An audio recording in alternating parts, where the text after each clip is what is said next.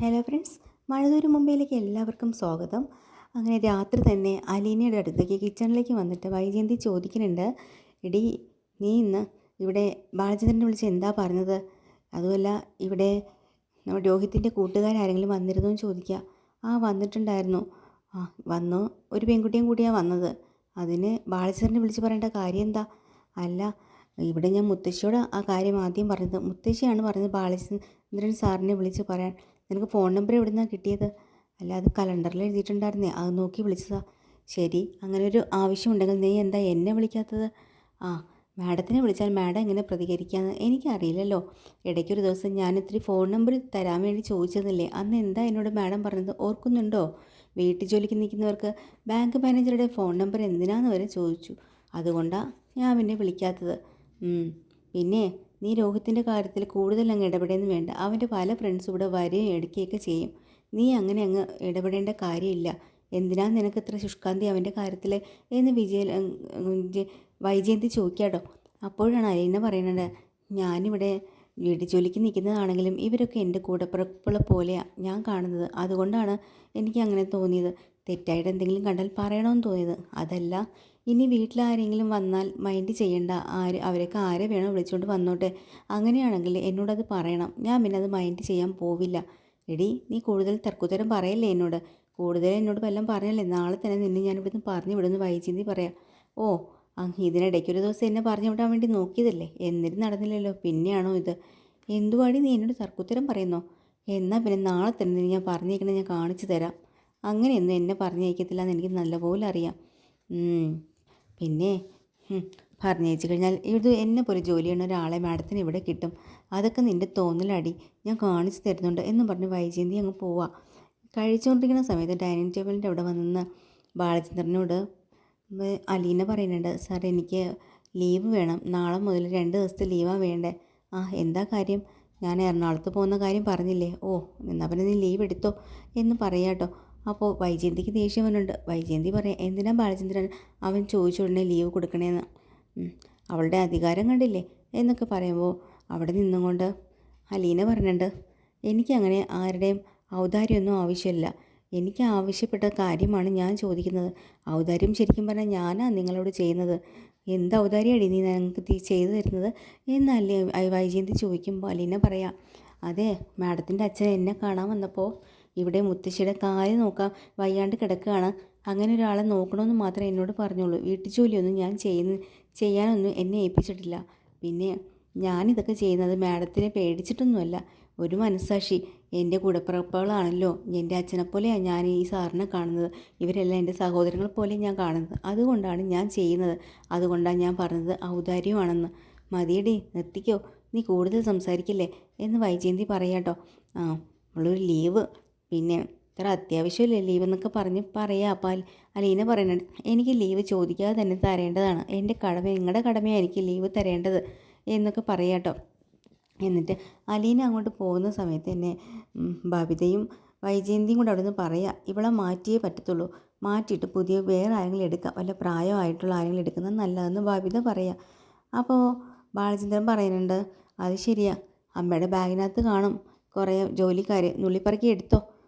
പിന്നെ കുറച്ച് പ്രായം കൂടിയതോ കുറച്ച് പ്രായം കുറഞ്ഞതോ എന്ത് വേണമെങ്കിലും നിനക്ക് എടുക്കാമല്ലോ എന്നൊക്കെ പറഞ്ഞ് കളിയാക്കട്ടോ എന്ന് വൈജയന്തി അടുത്ത് പറയുന്നുണ്ട്. നീ വിചാരിക്കും പോലെയല്ല, പുറത്തുനിന്നേ ഒരു ജോലിക്കാരി എടുത്താൽ ജോലിക്കാരി മാത്രമേ നോക്കത്തുള്ളൂ, അമ്മേൻ്റെ കാര്യം നോക്കില്ല. ഇനി അമ്മയെ നോക്കാൻ വേണ്ടിയിട്ട് ഒരു ഹോം നേഴ്സിനെ എടുക്കുവാണെങ്കിൽ അവർ വീട്ടു ജോലിയും ചെയ്യില്ല. അങ്ങനെയാണെങ്കിൽ 2 പേരെ എടുക്കാനൊന്നും എനിക്ക് പറ്റത്തില്ല. ഇപ്പം തന്നെ ഒരാൾക്ക് പുറത്തുനിന്ന് എടുത്തു കഴിഞ്ഞാൽ 20,000 രൂപ ശമ്പളം കൊടുക്കണം. 2 പേരാകുമ്പോൾ 40,000 ശമ്പളവും കൊടുക്കണം. അതുമാത്രമല്ല, ഓരോരുത്തർക്കും 4 ലീവ് വീതം അവർ ചോദിക്കും. അപ്പോൾ വൈജയന്തി പറയാം, അതിനിപ്പോൾ എന്താ, ലീവ് ഇവിടെ കുഞ്ഞുങ്ങൾക്ക് നമ്മൾ കൊടുത്തിരുന്നല്ലോ, അതാ പറയണത്. ലീവ് 4 ലീവ് ചോദിക്കുമ്പോൾ കൊടുക്കണ്ടേ? അതും കൊടുക്കണം. 40,000 ശമ്പളവും കൊടുക്കണം. അത് വേണോ? അതിനേക്കാളും അലീനയല്ലേ നല്ലത്. അലീന എല്ലാ ജോലിയും ചെയ്യും, വെറും 15,000 രൂപ കൊടുത്താൽ മതി. പിന്നെ ഇവിടെയുള്ള കാര്യങ്ങളും എല്ലാ ഉത്തരവാദിത്വം നോക്കിക്കൊള്ളുകയും ചെയ്യും. അതല്ലേ വേണ്ടത്.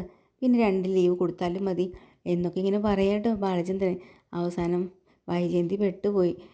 വൈജയന്തിക്കാണെങ്കിൽ ഒന്നാമത് കണ്ടുകൂട അലീനെ. ഇപ്പോൾ അലീനയെ സപ്പോർട്ട് ചെയ്യാനായിട്ട് ബാലചന്ദ്രനും പറയുന്നതെല്ലാം അബദ്ധമായി പോകുന്നത് വേറൊരു കാര്യം. അവസാനം എന്നിട്ട് ബബിതയോട് പറയാം, അല്ലെങ്കിൽ ഒരു വഴിയുണ്ട്, നമുക്ക് അമ്മയെ നോക്കാൻ വേണ്ടി മാത്രം ഒരാളെ എടുക്കാം. വീട്ടുജോലി നിങ്ങളെല്ലാവരും കൂടെ ചെയ്യണം, അതാ വേണ്ടത്. അപ്പോൾ തന്നെ ബബിത കണ്ണു തള്ളുവാണ്. അമ്മയടുത്ത് പറയാം, എനിക്കങ്ങ് വയ്യ വീട്ടുജോലി ചെയ്യാൻ, അമ്മ ഒന്നും മിണ്ടായിരുന്നേ, എനിക്ക് ഒത്തിരി പഠിക്കാനൊക്കെ ഉണ്ടെന്ന് പറയാം കേട്ടോ. അവസാനം എന്നിട്ട് ബാലചന്ദ്രൻ പറഞ്ഞിട്ടുണ്ട്, അല്ലെങ്കിൽ ഒരു കാര്യം ചെയ്യാം, നമുക്ക് വീട്ടുജോലിക്ക് ഒരാളെ എടുക്കാം. എന്നിട്ട് ഹോം നേഴ്സായിട്ട് അമ്മയെ നോക്കാൻ ഒരാളെ എടുക്കണ്ട, പകരം അമ്മയെ നിങ്ങൾ അങ്ങ് കടപ്പിൽ കൊണ്ടാക്കുക. അവിടെ ആകുമ്പോഴത്തേക്കിനും കമലയുണ്ടല്ലോ, ശിവേട്ടൻ്റെയും കൂടെ ഉത്തരവാദിത്വമല്ലേ അമ്മയെ നോക്കേണ്ടത്, ഇവിടെ തന്നെ നിൽക്കണമെന്നൊന്നും ഇല്ലല്ലോ എന്നൊക്കെ പറയുമ്പോൾ വൈജയന്തി ആകെ പെട്ടുപോയി കേട്ടോ. അവസാനം ചമ്മി നാറിയിരിക്കുകയാണ്. എന്നിട്ട് ബാലചന്ദ്രൻ കൈയൊക്കെ കഴുകി വരുന്നുണ്ട്. പിറ്റേ ദിവസം രാവിലെ ആകുമ്പം എല്ലായിടും അടിച്ചു വാരിക്കൊണ്ട് നിൽക്കുന്ന സമയത്ത് അടുത്ത വീട്ടിലെ ഡോക്ടർ അവരുടെ പട്ടിക്കുട്ടിയെ കൊണ്ട് വരുന്നുണ്ട് കേട്ടോ. ആ പട്ടിക്കാണെങ്കിൽ അലീനെ കാണുമ്പോൾ വലിയ സ്നേഹമാണ്. അലീനെ വിളിച്ചില്ലെങ്കിലും അലീനെ അടുത്തേക്ക് ഓടിച്ചെല്ലും. ഇത് ഡോക്ടർക്ക് തീരെ ഇഷ്ടപ്പെടുന്നില്ല കേട്ടോ. അങ്ങോട്ട് കയറി വന്ന് കുറേ വഴക്ക് കൊടുക്കുന്നുണ്ട് അലീനയ്ക്ക്. നീ ഇതിന് ഫുഡ് കൊടുക്കണോണ്ടോ അത് നിൻ്റെ അടുത്ത് വരുന്നത്, ആരും കാണാണ്ട് എന്തിനാ എൻ്റെ ടിങ്കുവിന് ഫുഡ് കൊടുക്കണമെന്ന് പറഞ്ഞ് വഴക്ക് കൂടുക കേട്ടോ. അപ്പോൾ ബാലചന്ദ്രനും വൈജയന്തിയും കൂടെ പുറത്തേക്ക് ഇറങ്ങി വന്നിട്ട് ഡോക്ടറോട് കാര്യം ചോദിക്കുക. അപ്പോഴാണ് ഡോക്ടർ കാര്യം പറയുന്നത്. അപ്പോൾ ബാലചന്ദ്രന് ശരിക്കും ചിരിയാണ് വരുന്നത് കേട്ടോ. അതിനിടയിൽ കൂടെ എന്തിനാടി നീ ഫുഡൊക്കെ കൊടുക്കുന്നത് അയൽവീട്ടിലെ പട്ടിക്ക് എന്ന് ചോദിച്ചും കൊണ്ട് വൈജയന്തി വഴക്കൊടുക്കുക. അപ്പോൾ അലീന പറയാം, ഞങ്ങളെല്ലാവരും കഴിച്ചതിൻ്റെ മിച്ചമാണ് ഞാൻ കൊടുക്കുന്നത്, അതും ഈ റിങ്കുവിനൊന്നും അല്ല കൊടുക്കുന്നത്, റോഡിൽ കിടക്കുന്ന അനാഥനായിട്ടുള്ള ഒരുപാട് പട്ടിക്കുട്ടികളില്ലേ അവർക്കാണ് ഞാൻ കൊടുക്കുന്നത്. അത് ചിലപ്പോൾ ഇവൻ അവിടെ കണ്ടോണ്ട് നിന്നിട്ടുണ്ടാവും, അത്രയേ ഉള്ളൂ. ഞാനല്ലാതെ അവനൊന്നും ഒന്നും കൊടുക്കുന്നില്ല, ഞാൻ ഇങ്ങോട്ട് വിളിക്കുന്നുമില്ല. പക്ഷെ അവൻ എന്നെ കാണുമ്പോൾ ഓടി വരുന്നത് എൻ്റെ തെറ്റാണോ സാർ എന്ന് ചോദിക്കാം കേട്ടോ. അപ്പം ബാലചന്ദ്രൻ ഡോക്ടറോട് പറയാം, ഡോക്ടറെ ഇനിയിപ്പോൾ എന്ത് ചെയ്യാനാ, ഇനിയിപ്പോൾ ഡോക്ടറുടെ ഈ റിങ്കു മോനും ഇവിടുത്തെ അലീനയും കൂടെ ഒളിച്ചോളൂ, എങ്കിൽ പിന്നെ അലീനെ ഇവിടെ ഇതുപോലെ കെട്ടിയിടേണ്ടി വരുമോ എന്നൊക്കെ പറഞ്ഞ് കളിയാക്കാം കേട്ടോ. അങ്ങനെ ഇനി മേലിൽ ഇത് ആവർത്തിക്കരുത്, നിങ്ങളുടെ ജോലിക്കാരെ പറഞ്ഞ് മനസ്സിലാക്കിച്ചോളണം എന്നും പറഞ്ഞിട്ട് അയാൾ അങ്ങ് പോവാട്ടോ. അകത്ത് ചെല്ലുന്ന മുത്തശ്ശി വീണ്ടും ചോദിക്കുന്നുണ്ട്, എന്താടി മോളെ അവിടെ ഒരു വഴക്ക്? അത് വേറൊന്നുമല്ല, ആ ഡോക്ടർ പട്ടി നടക്കാൻ പോയപ്പോൾ അത് ഓടി എൻ്റെ അടുത്ത് വന്നു, ഞാൻ ചോറ് കൊടുത്തിട്ട് അത് വരുന്നതെന്നും പറഞ്ഞിട്ട് വഴക്ക് പറയാനാണ് വന്നതെന്ന് അങ്ങനെ സംസാരിക്കുക കേട്ടോ. അപ്പോഴാണ് അലീന പറയാം, മുത്തശ്ശി ഞാനിന്നും പോവാ, 2 ദിവസത്തേക്ക് ലീവാ, എനിക്ക് രേവതിക്കുട്ടീനെയും ചിന്നിക്കുട്ടീനെയും ഒക്കെ കാണാനുണ്ടെന്ന്. അപ്പം മുത്തശ്ശിക്ക് സങ്കടമാവുന്നുണ്ട് കേട്ടോ, രേവതി പോകണുണ്ട്. അപ്പോൾ പറയാം, 2 ദിവസമല്ലേ, ക്ഷമിക്ക്, ഇവിടെ വേറെ ആൾക്കാരൊക്കെ ഉണ്ടല്ലോ, അവരെല്ലാവരും കൂടെ ചേർന്ന് മുത്തശ്ശിയെ നോക്കിക്കോളൂ കേട്ടോ, പേടിക്കണ്ട, വിഷമിക്കുകയും വേണ്ട. പിന്നെ ഞാൻ പോയിട്ട് പെട്ടെന്ന് വരാം. അതുമാത്രമല്ല, അവർക്ക് വേറെ ആരാ ഉള്ളത്, ബന്ധുക്കളാണ് സ്വന്തക്കാരെന്ന് ഞാനല്ലേ ഉള്ളൂ, എനിക്കും അവരൊക്കെ തന്നെയല്ലേ ഉള്ളൂ മുത്തശ്ശി എന്ന് പറയാട്ടോ. അങ്ങനെ യാത്ര പറഞ്ഞ് പുറത്തേക്ക് ഇറങ്ങുമ്പോൾ വൈജയന്തി അവിടെ നിൽപ്പുണ്ട്. ബാലചന്ദ്രൻ സാറിനോടും യാത്ര പറഞ്ഞ് ഇറങ്ങാട്ടോ. ഉടനെ വൈജയന്തി ചോദിക്കുന്നുണ്ട്, നീ എല്ലാ പണിയും തീർത്തിട്ടാണോ ഇവിടുന്ന് പോകുന്നത്?